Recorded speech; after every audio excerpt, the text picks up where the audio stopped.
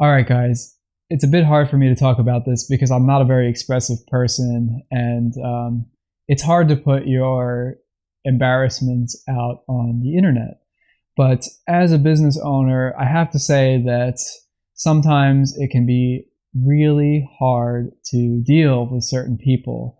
And this even goes back to before I was a business owner and when I've worked for people. Sometimes you get managers that give you conflicting information or gaslight you, and make it very hard to do your job. And for somebody like me who has a hard time being assertive, I tend to not be assertive in the beginning and then take it and take it and take it, and then you bottle up this anger, and then it all comes out, and then your job is gone.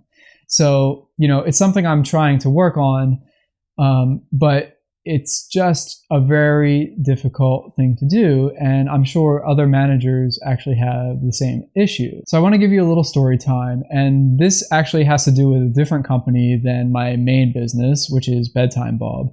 The people who work for Bedtime Bob, I feel like I've been so lucky to find really smart, really intelligent people who listen, who know when to push back and challenge some of my assumptions, but who I have a lot of respect for. A lot of the people who work for us are on the marketing side of things. So whether it's graphic design, packaging design, things like this, or the social media aspect, they're really awesome. But even the person who actually handles the scheduling and the first point of contact on social media, who's based in Africa, is so smart and really responsive and reminds me to do things all the time.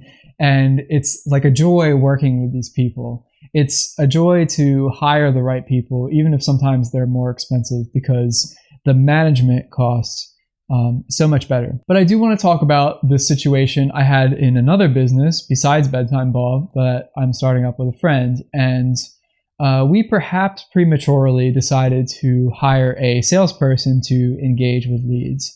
And in hindsight, I probably should have been more assertive about not wanting to hire the sales guy, telemarketing sales guy, because I had some doubts about him in the beginning, and I expressed them, but probably not assertively enough. I just felt like this guy would require a lot of training and would be more have to be told what to do. And it also went a bit against my early stage business philosophy of trying to solve problems with creativity instead of money. So in this case, it would have been better for us to call the leads than it would have been to hire someone to call the leads.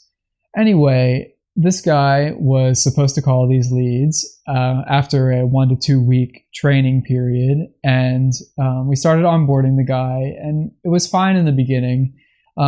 He seemed maybe not the most technically apt type of person, so for me, it's a little hard to deal with people who don't understand computers as well as I do, even though I know that especially people of a certain demographic definitely don't have as much experience with technology. So even though this person has done sales for a long time, his understanding of computers is a little bit more basic than most people in our demographic would have. So there were some problems in the beginning that I felt like we could deal with. I felt like the guy was a bit of a child. And then he was going to be hard to manage because he often talked about how his commission and kept asking about when am I going to be able to sell the expensive product? Because at the time, the expensive product was not quite ready yet. It was still a couple weeks away. And we didn't have absolute certainty on the supply chain of when exactly the product would be available. So we were saying, let's just start out by trying to sell the least expensive product, see what people think by calling them on the phone, and we'll get there. But he was very pushy about this thing. And I get it, because salespeople want to make more money. Now, things really started to come to a head when we tried to get the salesperson to use call recording software. As you may know, many calls with businesses are recorded, and they usually disclose the fact when they're calling you. The reason is in many states in the US, they actually have to disclose that the call may be monitored or recorded by law. Otherwise, they're actually breaking the law if they do not tell you they're recording the call and they are actually recording the call. And for the business, it's actually useful to have the call recorded because they can see how the employees are doing. If any issues arise, they actually have a record. They can go back and figure out who's at fault, if the customer is crazy or if the employee was not being very kind to the customer. So there are a lot of good reasons why you would want to record a call. And even though it's hard to disclose at the beginning of the call that you want to record the call, it's just a fact of life. You have to do it.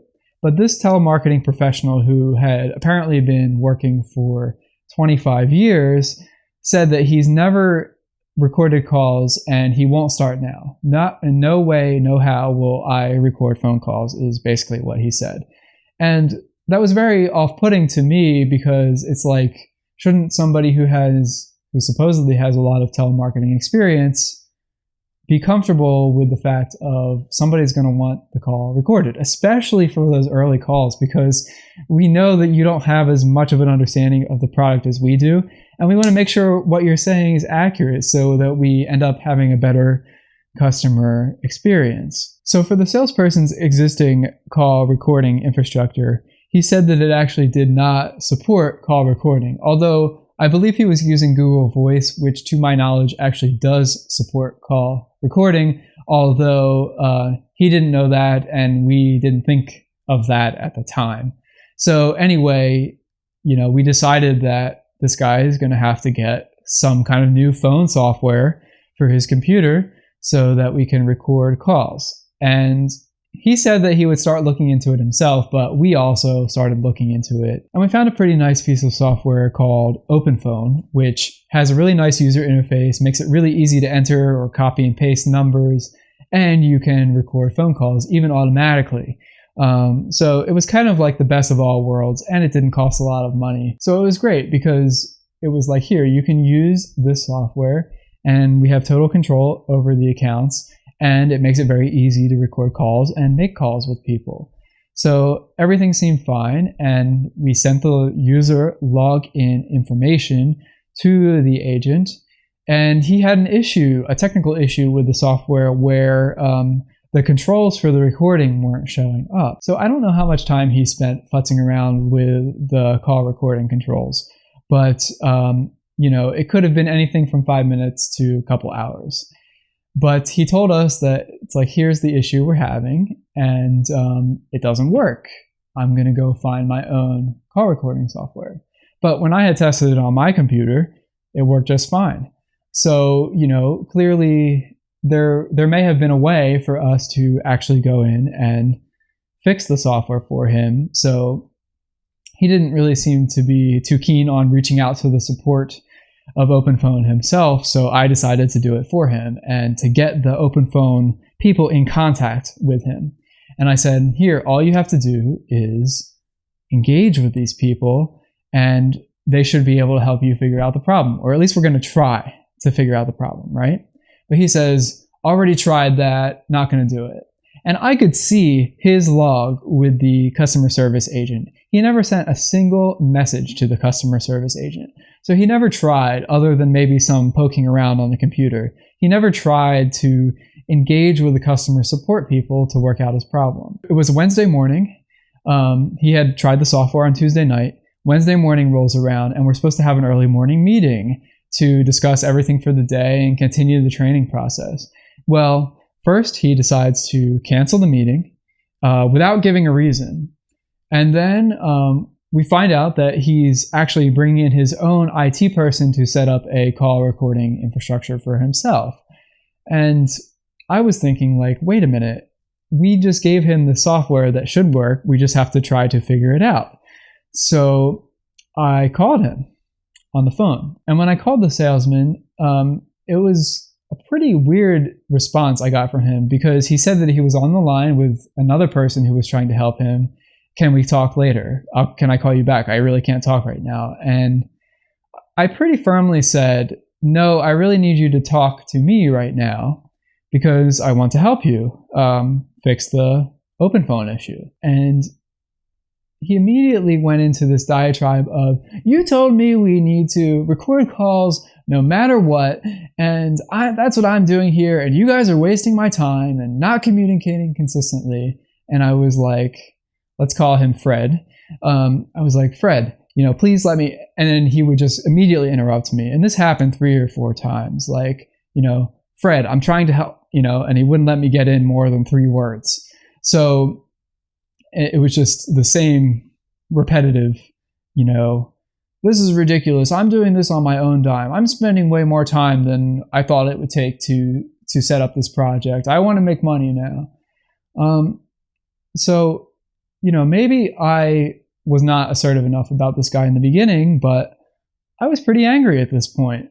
And to the point where I was very frustrated with him interrupting me. And actually, my girlfriend was in the other room with her headphones on, and she could hear him immediately talking over me when I would try to say anything into the phone. So I probably shouldn't have said this, but I said, Fred, shut the fuck up.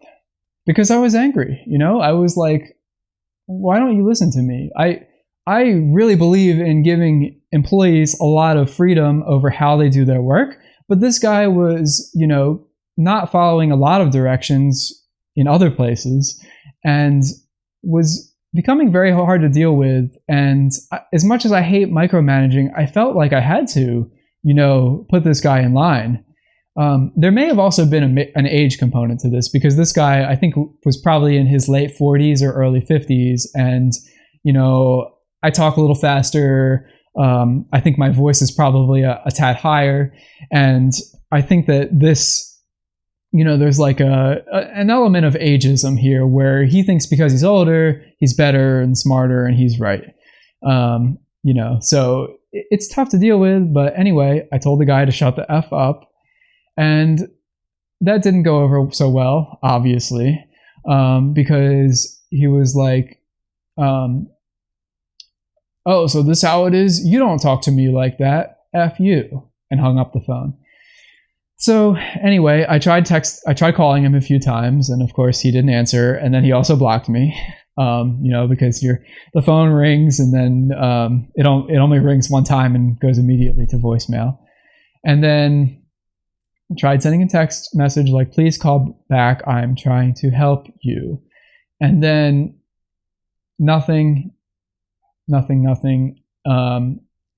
And then I said, please call back or we're going to report you on Upwork. Upwork is the site where we found this particular freelancer. Then he sent me a long text message. You're being verbally abusive.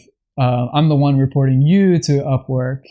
And, this is the thing. I have a problem with him. Should I have cursed at the guy? No, I probably need to get better at this. But I was so flustered and so frustrated. And now he's calling me verbally abusive because I used the F word once with him. So is using the F word with somebody once verbally abusive and talking over somebody and blatantly disregarding and not listening to anything I say, that's not verbally abusive? I mean, maybe by the technical definition, that's not verbally abusive, but it's certainly condescending. So fast forward to opening the dispute with Upwork, we said, listen, Upwork, this guy doesn't really deserve the amount of money we initially agreed to because he didn't live up to his end of the deal. He was extremely difficult to work with, didn't listen, and we don't think this will be a successful project.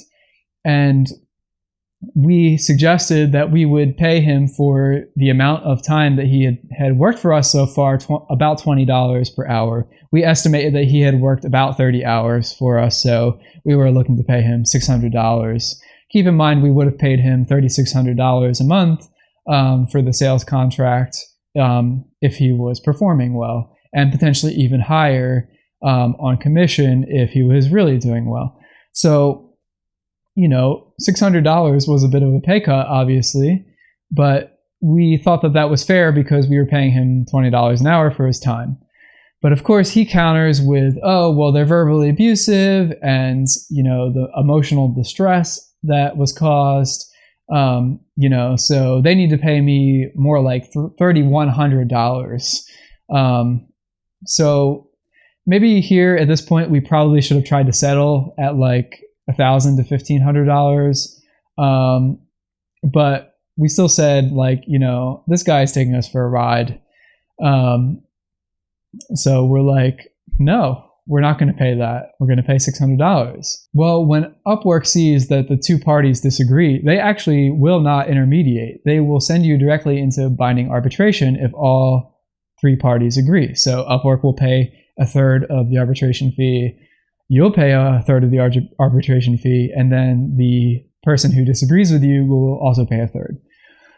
So that's basically where we are now. We started the arbitration process. We're about to submit our initial statement outlining what happened. And who knows? We could lose. We could win. I assume that they'll probably end up coming somewhere in between. But it's really hard to find the right people out there.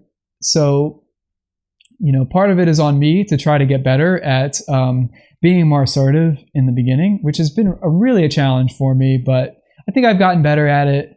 It's just something I still struggle with. And then trying not to curse at people when I'm angry, even if I have to try to be assertive without expressing anger, which is very, very difficult to me, but it's something that I have to do. It just goes to show that if you hire the right people, even if they're more expensive, they save you a lot of aggravation. But they also, are much better people to work with because they can listen to you.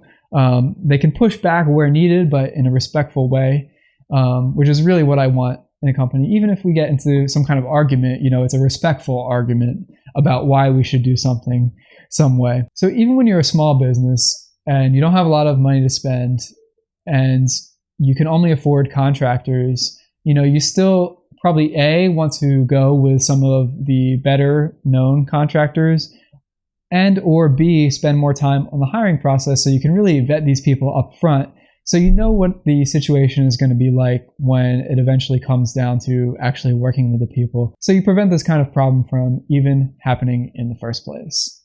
So I'd love to hear what you think about my story. You can definitely call me an idiot if you think I'm in the wrong here. But I'll try to do better both on the hiring front and on my reactions and my assertiveness. So thanks so much, and I hope you have a great day.